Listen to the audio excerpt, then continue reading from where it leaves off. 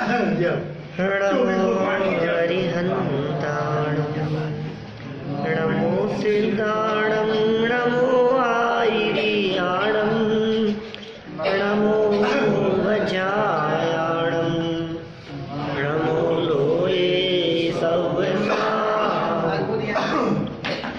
जिन स्वानुभूति से गिरी मम स्वानुभूति मरी श्री विमल धारा नैन शुद्ध आनंद अमृत से भरी समता प्रवाह बहावती रागादि विकल्प तोड़िए माँ सरस्वती प्रतिभा में वंदन दृष्टि निज में जोड़िए दृष्टि निज में जोड़िए। आचार्य कल्प पंडित प्रवर टोडरमल जी द्वारा मुल्तान दिगंबर जैन समाज के लिए लिखी गई यह चिट्ठी रहस्यपूर्ण चिट्ठी के नाम से विख्यात हुई। इस चिट्ठी में स्वानुभव संबंधी बहुत सुंदर चर्चा है। सम्यक दृष्टि कैसा होता है, सम्यक दृष्टि की सविकल्प निर्विकल्प दशा का क्या स्वरूप है, उसमें प्रत्यक्ष परोक्ष आदि की क्या स्थिति बनती है, शुद्धोपयोग शुद्ध परिणति शुभ अशुभ भाव शुभ अशुभ भावों के काल में भी सम्यक्त्व का कायम रहना, ये ऐसे महत्वपूर्ण विषय हैं जो अपने आप में ही रोचक हैं। इन विषयों को पढ़ने सुनने मात्र से ही अपूर्व आनंद आता है। आप सोचिए, जिनकी चर्चा सुनने मात्र में आनंद आता हो, यदि वे चर्या का विषय बन जाएं तो आनंद कैसा होगा। जिसकी चर्चा ही है सुंदर, वो कितना सुंदर होगा। सच में धन्य है वे जीव जो स्वानुभव की चर्चा भी किया करते हैं।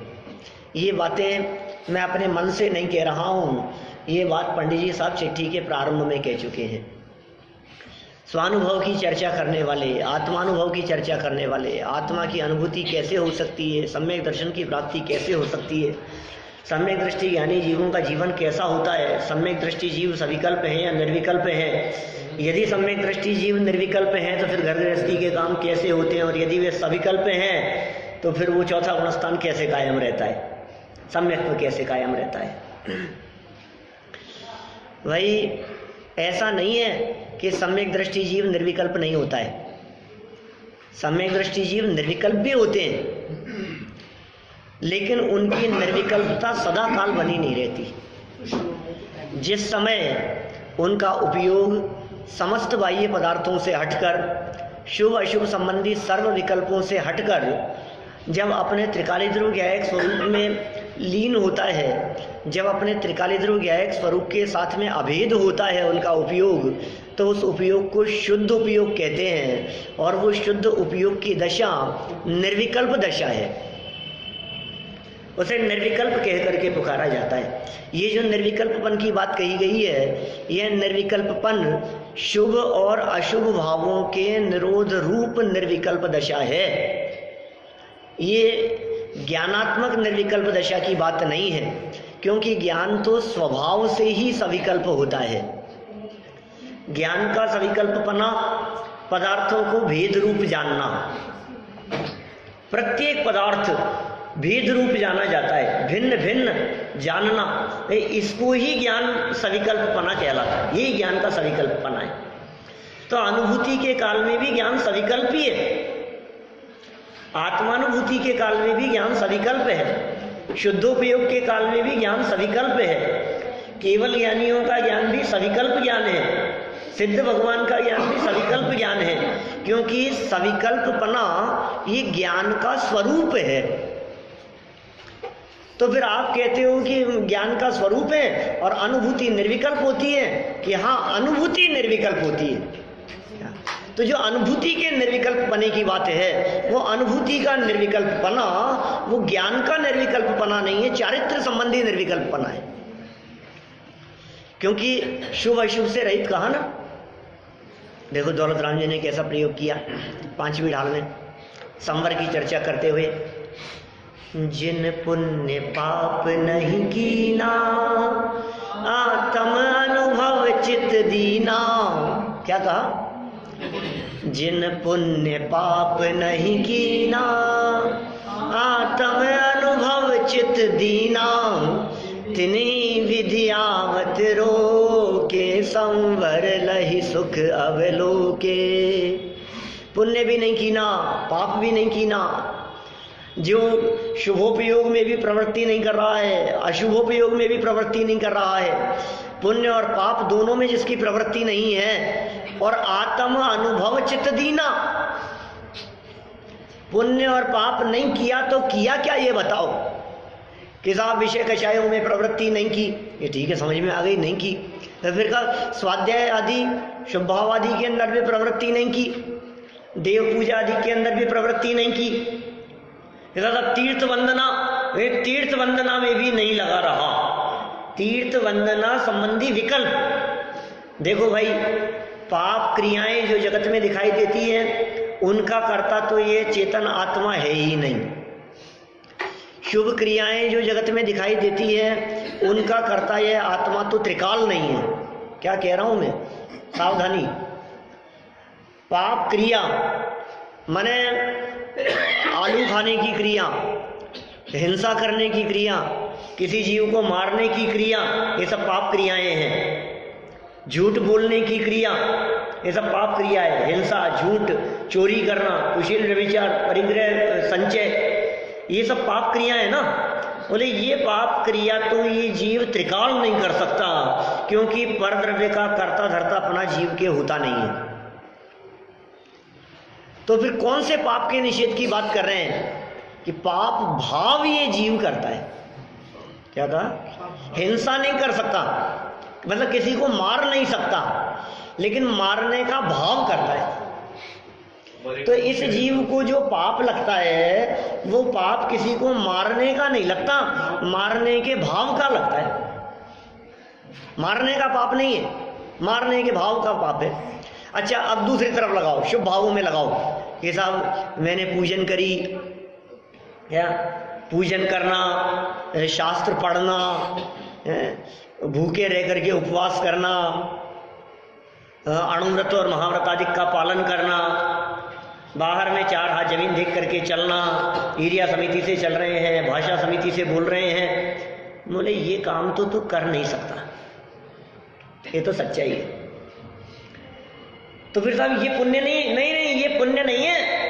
इनको व्यवहार से पुण्य क्रियाएं कहा जाता है, लेकिन सच में तो पुण्य तेरे अंतरंग परिणामों का नाम है।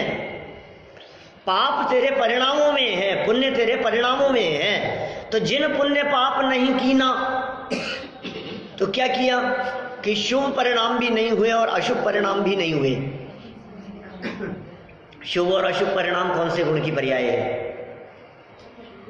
शुभ अशुभ परिणाम कौन से गुण की पर्याय है? चारित्र गुण की पर्याय है। इसमें क्या है? चारित्र गुण की पर्याय, निश्चित बात है।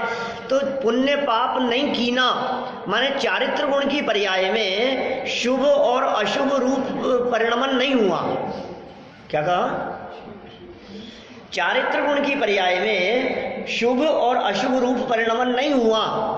तो फिर क्या हुआ कि आत्म अनुभव चित्त दीना। इसका मतलब आत्मा का अनुभव, आत्मानुभूति वो चारित्र गुण की पर्याय है। ख्याल में आ रही है बात? ये जो सविकल्प और निर्विकल्प दशा की बात चल रही है, क्या विकल्प भी चारित्र गुण की पर्याय कहा जाता है, लेकिन ये सब चीजें एक दूसरे से जुड़ी है ना। इनका उपयोग का बाहर होना, तो उपयोग ज्ञान दर्शन का व्यापार है। तो हमारे ज्ञान दर्शन की प्रवृत्ति जब बाह्य पदार्थों के साथ में होती है तो उसे सविकल्प दशा कहा जाता है। और जब उन्हीं ज्ञान दर्शन की प्रवृत्ति अपने त्रिकाली ध्रुव ज्ञायक भगवान आत्मा के साथ में होती है तो उसे शुद्ध उपयोग कहा जाता है। तो फिर उपयोग तो ये शुद्ध उपयोग माने आत्मानुभूति तो ये तो ज्ञान गुण की पर्याय हो गई ना। अभी क्या कहा था हमने, चारित्र गुण की पर्याय, अब क्या कह रहे हैं, ये ज्ञान गुण की पर्याय हो गई ना। ऐसा समझ में नहीं है ज्ञान गुण की पर्याय कैसे हो जाएगी क्या? उपयोग, शुद्ध उपयोग, अशुभ उपयोग और शुभ उपयोग। उपयोग किसका नाम, उपयोग किसे कहें? उपयोग माने ज्ञान की पर्याय, ज्ञान दर्शन की पर्याय, वो उपयोग है। यदि ज्ञान दर्शन की पर्याय का नाम उपयोग है तो फिर वो ज्ञान की पर्याय, तो ज्ञान की पर्याय है, उसका शुभ अशुभ पना क्या? उपयोग तो उपयोग है, ज्ञान की पर्याय में तो वास्तव में शुभ अशुभ पना होता नहीं है। ज्ञान की पर्याय क्या शुभ और क्या अशुभ, ज्ञान का काम तो मात्र जानने का काम है। हाँ, अब सुनो, ये जो ज्ञान की पर्याय उत्पन्न हुई है, ये ज्ञान की पर्याय जब पंचेंद्रिय विषय भोगों को जानने में प्रवृत्त होती है तो वो उपयोग, और पंचेंद्रिय विषय भोग ये अशुभ रूप। तो हमारा जो उपयोग पंचेंद्रिय विषय भोगों की तरफ जुड़ा वो कहलाएगा अशुभ उपयोग। और वही उपयोग जब देवशास्त्र गुरु की भक्ति, पूजन, व्रत, दान, उपवास आदि के परिणामों रूप प्रवृत्त हुआ, उपयोग, उपयोग माने ज्ञान की पर्याय, तो हमारा चित्त, हमारा उपयोग ये देवगुरु धर्म की तरफ गया, तो वे थे शुभ निमित्त, तो ये उपयोग कहलाएगा शुभ उपयोग। और त्रिकाली क्या है, भगवान आत्मा जो अंदर में विराजमान है वो है शुद्ध स्वरूप ज्ञायक आत्मा। तो जो उपयोग अपने त्रिकाली ध्रुव ज्ञायक भगवान आत्मा के साथ में जुड़ा तो उस उपयोग को हम कहेंगे शुद्ध, शुद्ध में जुड़ा ना उपयोग, तो कहलाएगा शुद्ध उपयोग। तो अब ये जो शुद्ध उपयोग कहा, ये शुद्ध उपयोग तो ज्ञान गुण की पर्याय हो गई कि नहीं, जानना ज्ञान है, देखना दर्शन है, और जानते देखते रहना चारित्र है। अब देखो, अशुभ की तरफ हमारा ज्ञान का झुकाव हुआ, ज्ञान अशुभ में गया, ठीक है ना। ये अशुभ उपयोग ये ज्ञान की पर्याय, हमारा उपयोग शुभ की तरफ गया, ये शुभ उपयोग ये ज्ञान की पर्याय। और जानते रहे उसके साथ में जो जानने के साथ में तन्मयता तो नहीं कहें हम, लेकिन जो कंटिन्यूस पना है उसका, जैसे जानना ज्ञान है और जानते रहना ये ध्यान है, क्या ध्यान चारित्र है। तो जानना ज्ञान की पर्याय और जानते रहना, ये क्योंकि जानते रहने में जो लीनता है ना, वो लीनता चारित्र गुण की पर्याय है। समझ में आ रही है बात? लीनता, लीनता में चारित्र है। तन्मयता श्रद्धा की पर्याय है। तन्मय का मतलब है तो उस रूप, वही मैं हूं।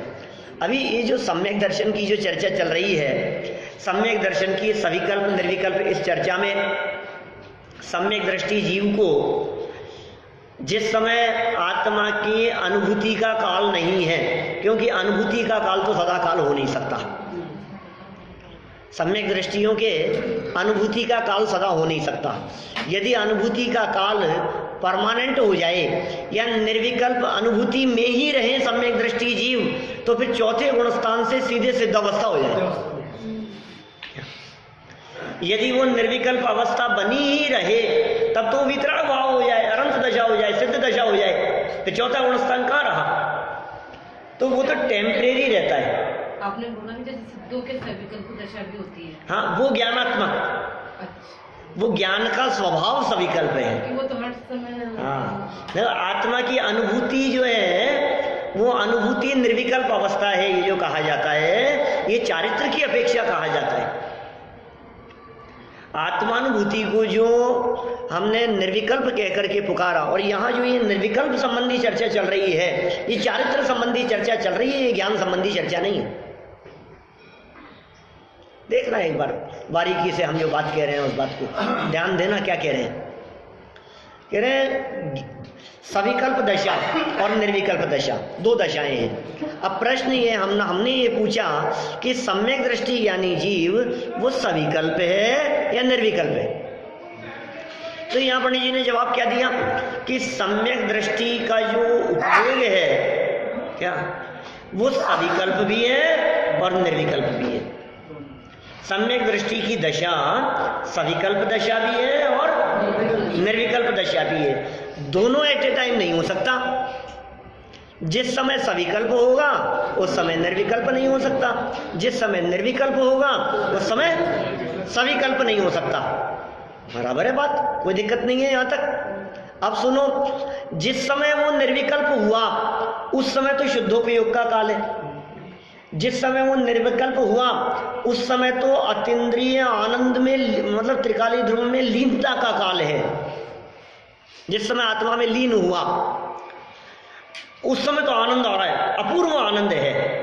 अब हमें ये पूछना है कि वो निर्विकल्प अनुभूति से जब बाहर आता है, माने जब सविकल्प दशा होगी, जब और कार्यों में प्रवृत्ति करेगा, ठीक है ना, सभी करते हैं।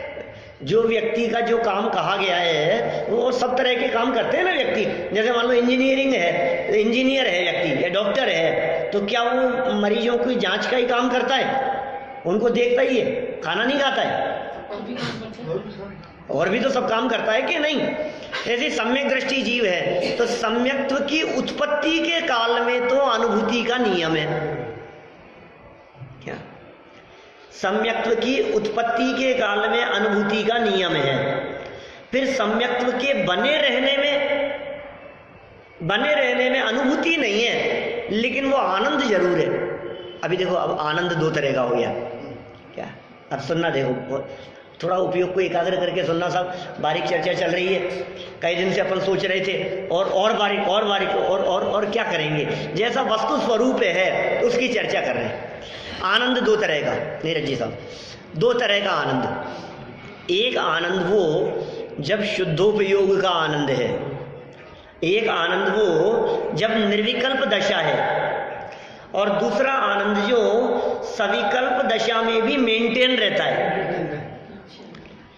जिस देश में, जिस वेश में, जिस हाल में रहे, ज्ञायक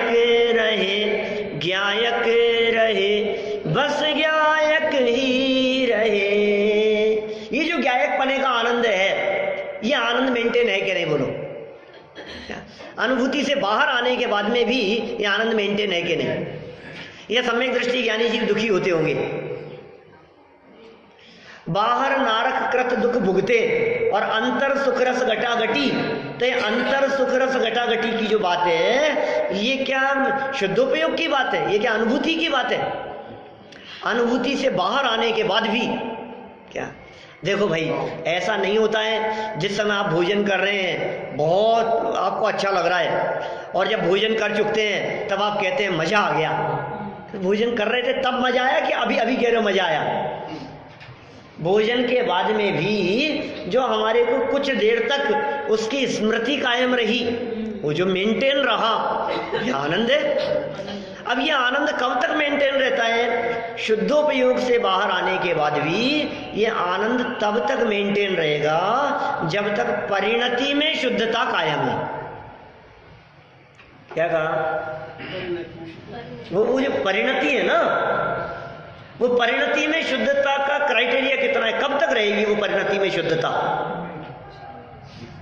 अधिकतम 6 महीने।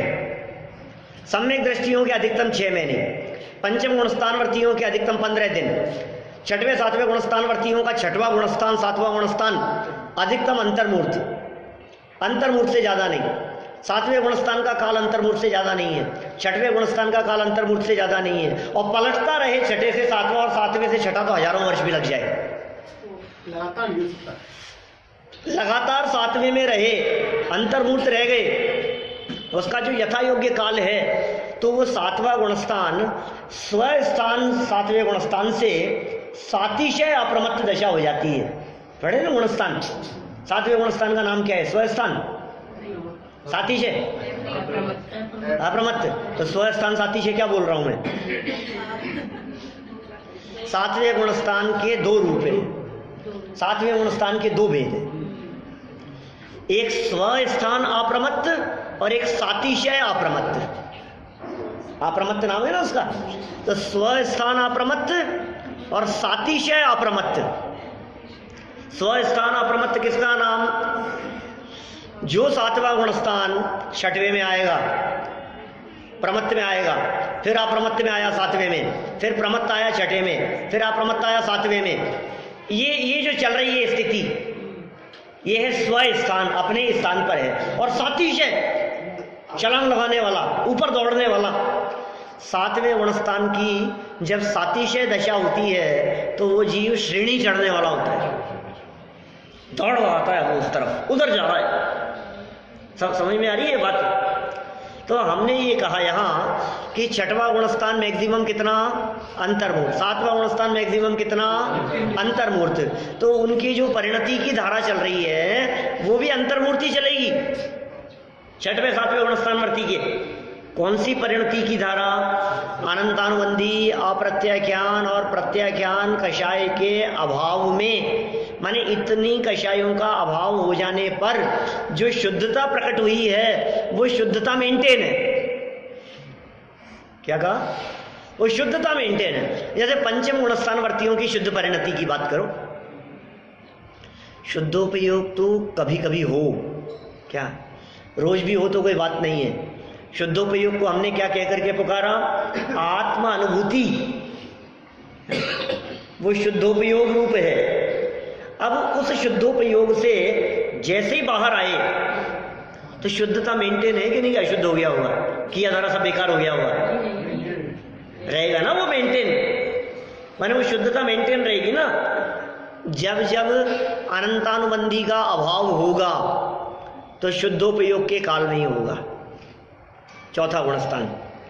पांचवां गुणस्थान आएगा तो शुद्धोपयोग या अनुभूति के काल में ही आएगा, चौथे से पांचवा।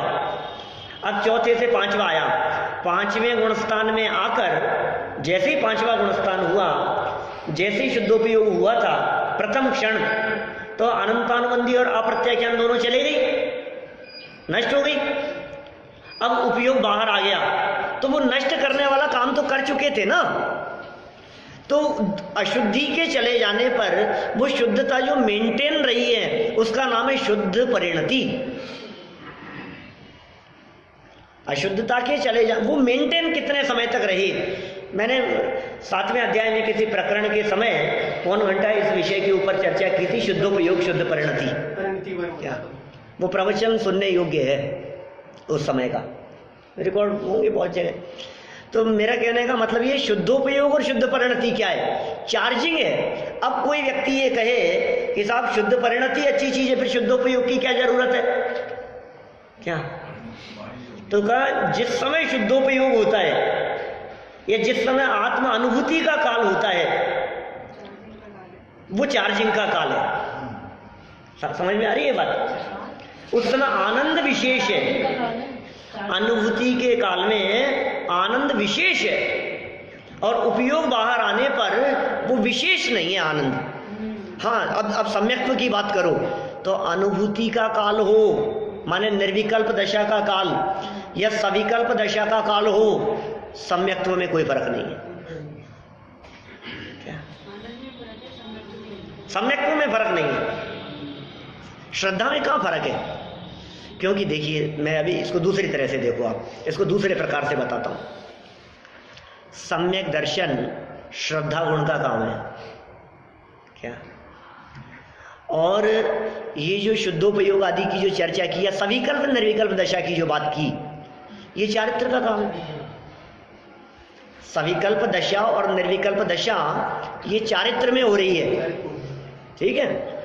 और शुद्ध उपयोग के काल में जो श्रद्धा बदल गई है वो सम्यक दर्शन श्रद्धा का काम है। तो कहा चारित्र में सविकल्प हो या चारित्र में निर्विकल्प हो, ये श्रद्धा तो कायम है, श्रद्धा तो शुद्ध हो गई।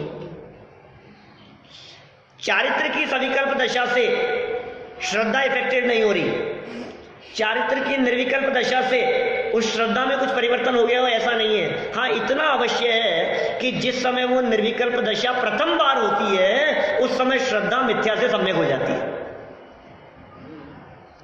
क्या? पहली बात, एक बार श्रद्धा मिथ्या से सम्यक हो गई मिथ्या दर्शन से सम्यक दर्शन की प्राप्ति हो गई, मतलब श्रद्धा का काम तो पूरा हो गया। क्या अब उस श्रद्धा के मतलब वो सम्यक दर्शन। तो ये प्रश्न इसने जो किया है ना शिष्य ने, ये श्रद्धा और चारित्र में भेद नहीं कर पा रहा, इसलिए प्रश्न खड़ा हुआ है। सम्यक्त्व के काल में जो शुभ अशुभ विकल्प वाली जो बात कही है, ये प्रश्न क्यों खड़ा हुआ? शुभ अशुभ विकल्प बने रहे और सम्यक दर्शन कायम रहे। तो सम्यक दर्शन इसलिए कायम रहता है क्योंकि शुभ अशुभ विकल्प चारित्र गुण की पर्याय है और सम्यक तो श्रद्धा गुण की पर्याय है। ये चारित्र गुण की पर्याय में उथल पुथल हो रहा है, ऊपर नीचे हो रहा है, लेकिन श्रद्धा गुण की पर्याय उससे इफेक्टेड नहीं है। चारित्र गुण की पर्याय में तो सविकल्प निर्विकल्प दशा लगानी पड़ेगी अपने को। ज्ञान में तो निर्विकल्पना है ही नहीं।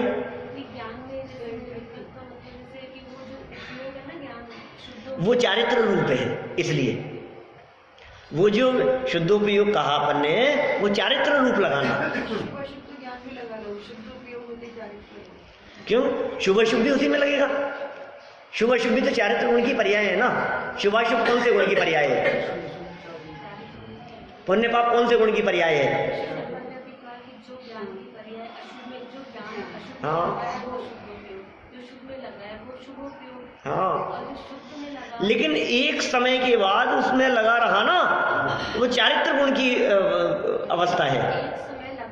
हाँ, उस समय भी वो सविकल्पी है।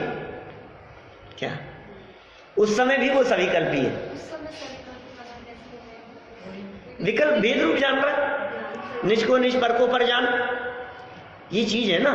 ज्ञान का तो स्वभाव सविकल्प है, इतना समझिए आप, है ना।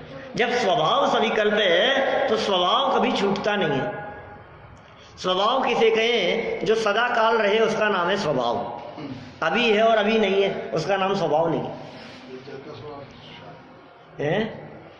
जल का स्वभाव शीतलता, अग्नि का स्वभाव उष्णता, नमक का स्वभाव खारापन, आत्मा का स्वभाव ज्ञान दर्शन। तो ज्ञान आत्मा का स्वभाव है। नहीं, ज्ञान का स्वभाव क्या है? सविकल्प, स्वपर प्रकाशक का ना, ऐसा कहो ना। ज्ञान का स्वभाव क्या है? स्वपर प्रकाशक पना। तो ये स्वपर प्रकाशक जो पना है उसका, यही सविकल्पता है। दो चीजों को जान रहा है, स्व भी जानने में आ रहा है, पर भी जानने में आ रहा है, और भिन्न भिन्न है दोनों। स्व भिन्न है, पर भिन्न है। तो इसी का नाम सविकल्पता है। हाँ, इस जानने में जब ये एक में को हो जाता है, तो अब चूंकि अब हम कह रहे हैं जानने में एक में हो गया, या एक में होकर के जाना, जैसा कि केवल ज्ञानियों की चर्चा में कहा ना, 159 नंबर गाथा में 159 नंबर गाथा नियमसार की, उसमें उन्होंने ऐसी चर्चा की, एक दो दिन पहले उठाई थी हमने बात, 159 नियमसार।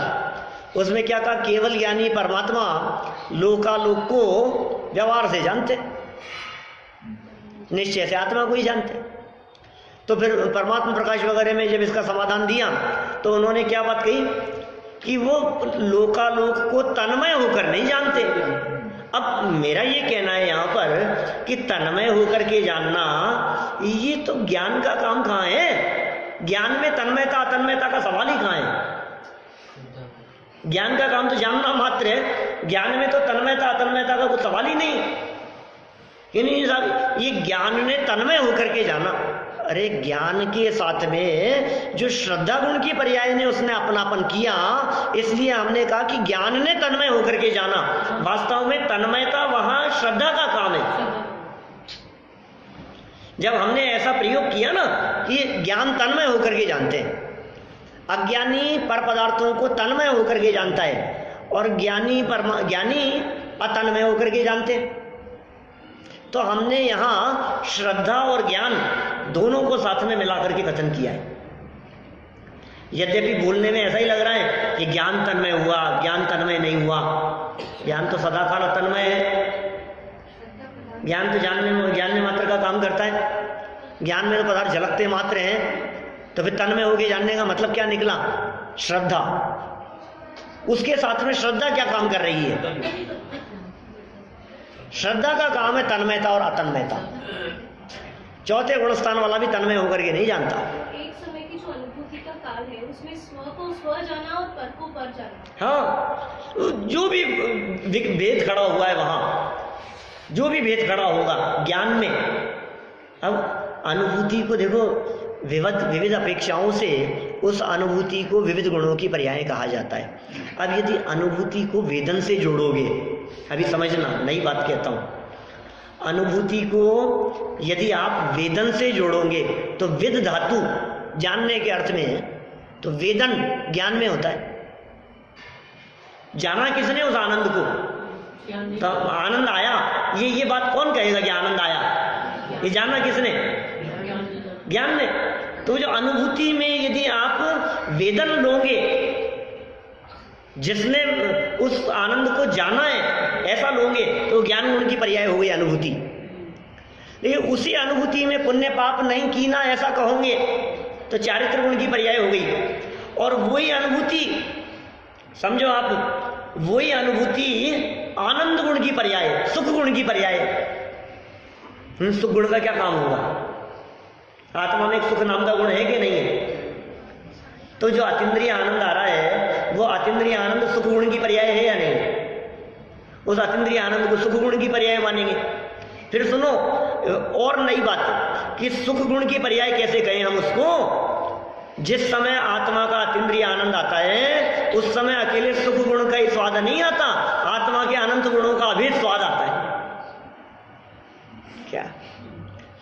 तो वो जो अनुभूति हुई, शुद्धोपयोग का काल हुआ, जो आनंद आया, वो आनंद एक गुण की पर्याय नहीं हुई, अभेद अखंड आत्मा की पर्याय है। और अनंत गुणों की पर्याय होने से उसे चारित्र भी कह सकते हैं, चारित्र की पर्याय। जुड़े हैं सब एक दूसरे से, क्या करें? देखो यहाँ क्या कहते हैं, थोड़ा सा भारी हो रहा है, थोड़ा सा भारी हो रहा है ना विषय। क्या कह रहे हैं, कुछ पल्ले नहीं पड़ रही कुछ लोगों के। कोई बात नहीं, बहुत से लोगों के समझ में आ रही है क्या? क्योंकि यदि कोई समझने का पात्र जीव नहीं होता तो ऐसी वाणी निकलती नहीं, ऐसा स्वरूप है ना।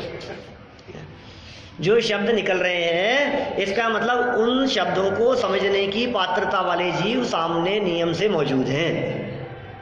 क्या आ ही रहा है आप लोगों के, बहुत लोगों के समझ में। देखो क्या, अब यहाँ देखो वापस क्या कह रहे हैं, 342 पेज पर, रहस्यपूर्ण चिट्ठी का दूसरा पेज। तथा इस सम्यक्त्वी के परिणाम सविकल्प तथा निर्विकल्प रूप होकर दो प्रकार प्रवर्तते हैं। वहाँ जो परिणाम विषय कषायादि रूप व पूजा दान शास्त्राभ्यास आदि रूप प्रवर्तता है उसे सविकल्प रूप जानना, उसको सविकल्प जानना।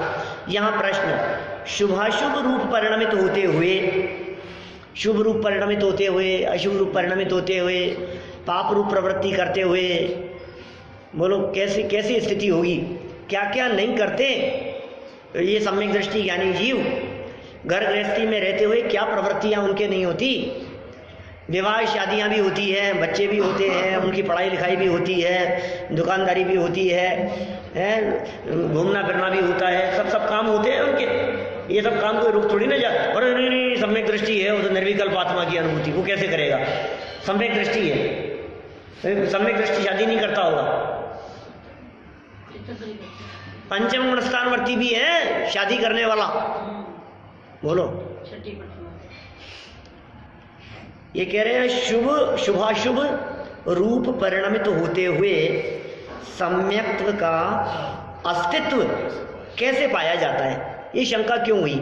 सम्यक्त्व का अस्तित्व कैसे होगा शुभ अशुभ के काल में? अब ये लड़का ये नहीं समझ पा रहा है, शंकाकार ये बालक, कि शुभ शुभ परिणति के काल में सम्यक्त्व में क्या बाधा है? सम्यक्त्व तो श्रद्धा का काम है ना, और ये शुभ अशुभ ये चारित्र का काम है। या ऐसा समझ लो, उपयोग कहो इसको, शुभ उपयोग के काल में, अशुभ उपयोग के काल में, उपयोग रूप लो इसको। तो शुभ अशुभ उपयोग, तो उपयोग कहते हैं ज्ञान दर्शन की प्रवृत्ति होती है, तो ये शुभ अशुभ उपयोग ज्ञान दर्शन का काम है और सम्यक्त्व श्रद्धा का काम है। तो तुम्हारे शुभ अशुभ उपयोग से श्रद्धा परिवर्तित नहीं होगी, श्रद्धा से उसका लिंक नहीं है। कैसे अस्तित्व पाया जाता है, वो श्रद्धा मेंटेन है उस काल में। उसमें क्या फर्क पड़ गया कि साहब ये श्रद्धा कैसे मेंटेन रहती है, ये बात कुछ थोड़ा सा समझाओ ना, ये श्रद्धा मेंटेन कैसे रहती है, क्या क्यों नहीं रहेगी ये श्रद्धा मेंटेन? आपके हृदय में ये बात मेंटेन है या नहीं है कि मेरा नाम सात्विक है? कब याद करते रहते हो बताओ, कब करते रहते हैं? सुबह उठते ही पहले तो एक बार याद करते ही होंगे, मैं सात्विक हूँ, मेरा नाम है। ऐसा करेंगे? साध्य ऐसा है? सुबह कब नाम याद करते हो अपना? कभी नहीं करते, तो भूल जाते हो, कभी नहीं भूलते। अभी ये क्या चमत्कार है, देखो आप, कभी याद नहीं करते और कभी नहीं भूलते। वाह, ये कैसी स्थिति है? इसका नाम है मेंटेन रहना। वो अंदर में धारा प्रवाह रूप से मेंटेन है, वही वही वही वही वही, घोलन नहीं करना पड़ता, बार बार में याद नहीं करना पड़ता, चल रहा है अंदर। नींदों में भी, आधी रात में भी यदि कोई व्यक्ति आवाज लगाए तो तुरंत वो तन्मय है।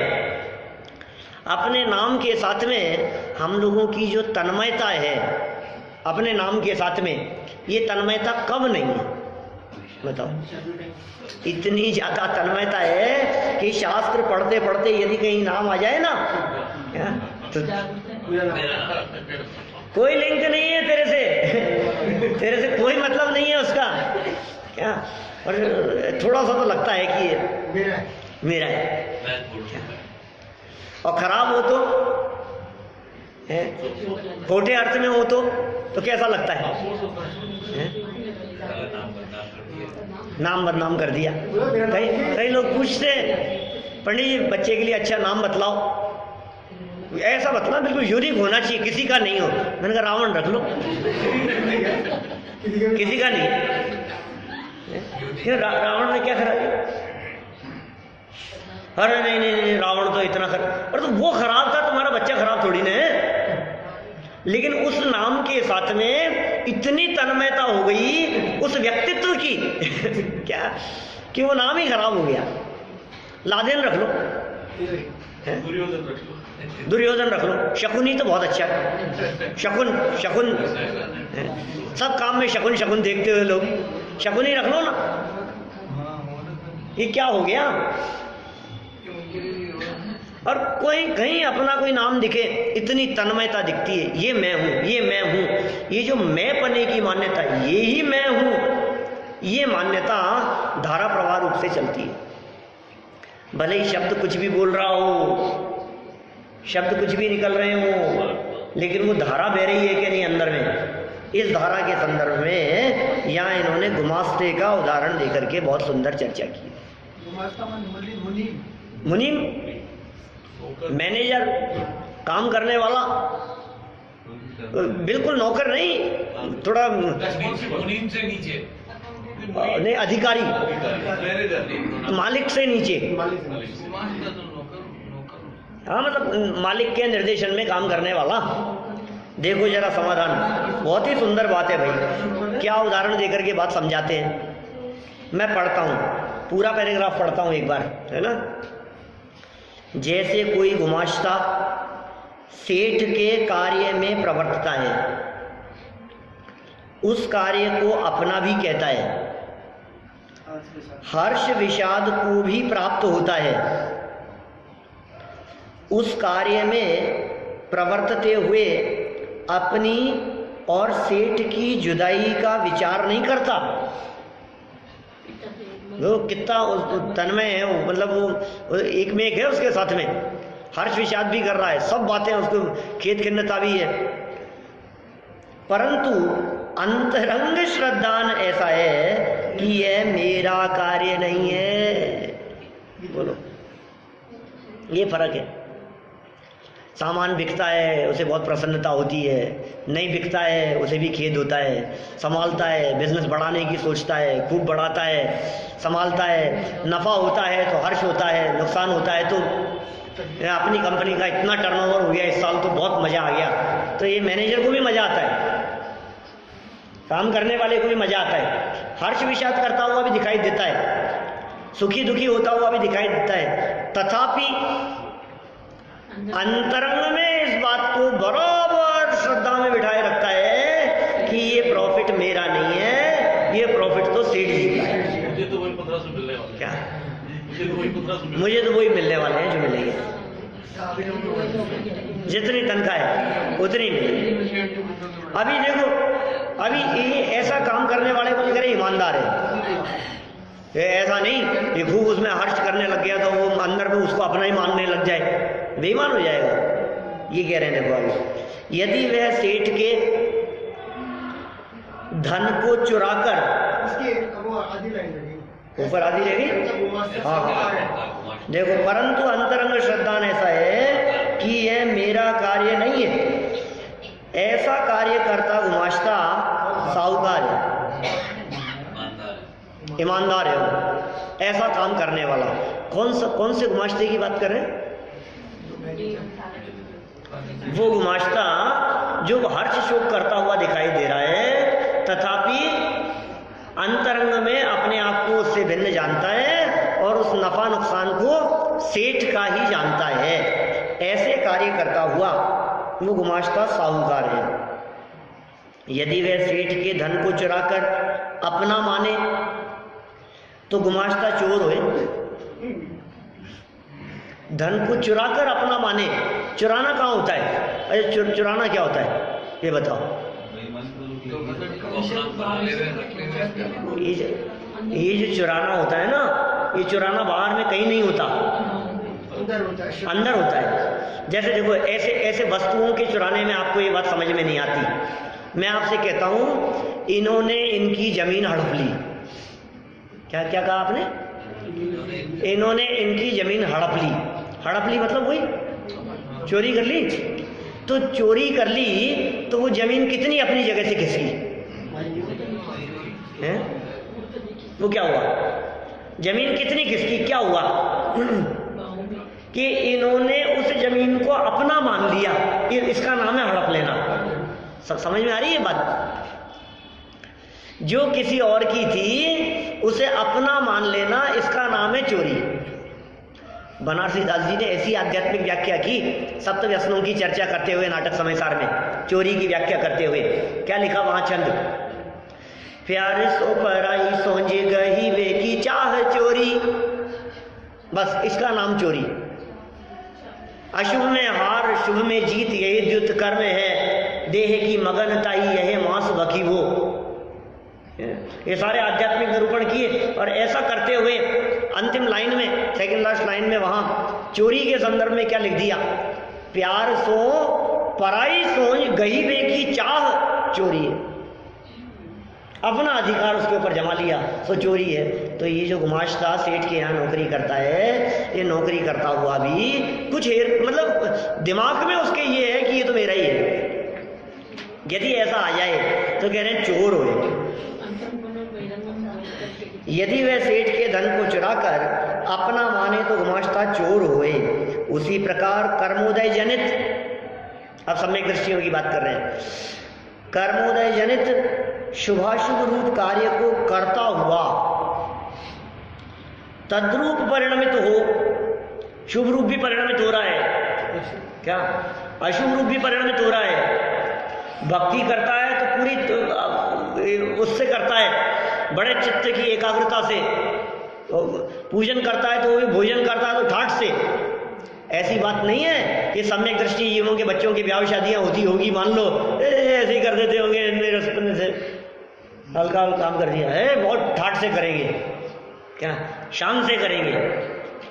मतलब काम यदि पाप का होगा तो वो भी ठाठ से करेंगे और शुभ कार्य होगा वो भी ठाठ से करेंगे। किंतु अभी तथापि कह करके सारा पानी फेर दिया उसके ऊपर। कितना भी ठाठ से कर रहे हो, अंतरंग दशा उनकी वो जानते। अंतरंग दशा में क्या वर्त रहा है?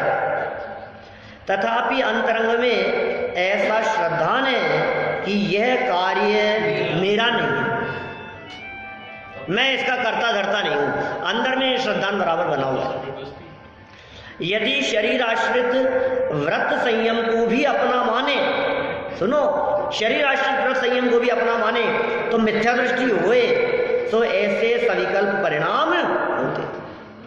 सम्यक दृष्टि के इस प्रकार के सविकल्प परिणाम होते हैं। शरीर आश्रित क्रियाएं होती है, हर्ष विषाद भी मानता है, घुटने दर्द करते हैं तो उसमें दर्द भी जानता है, लेकिन तथापि अपने आप को उससे एक में एक अनुभव नहीं करता, अंतरंग श्रद्धान में अपने आप को उससे भिन्न अनुभव करता है। ऐसा सम्यक दृष्टि जीव सविकल्प दशा के काल में भी सम्यक्त्व से सहित ही रहता है।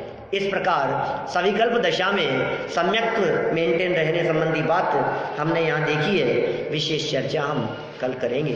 ओम